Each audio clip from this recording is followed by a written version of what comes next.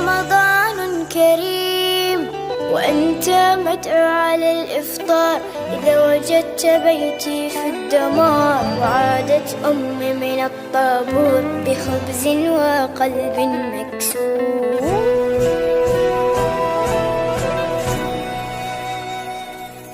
وأذنت مساجد ورنت الكنائس، جيران في الله أبواب بلا حارس، ووصلت مراكب الموت إلى أرض الأحلام دون أن يصبح الأطفال قضية رأي عام. سيد الرئيس أنا لا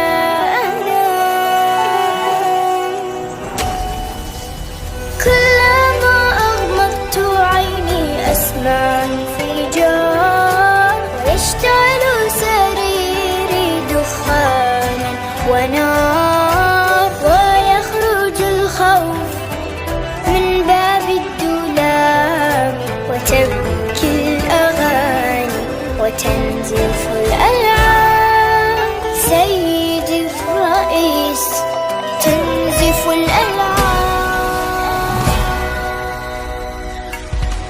سيدي الرئيس نحن الهاربون، نحن المبعدون، نحن المذنبون، نحن المتهمون بالعبادة،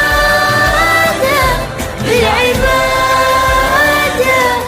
المحكومون شنقا بالإبادة، الذين قطعت ألسنتنا لأنها نطقت بالشهادة، بالشهادة. سيدي الرئيس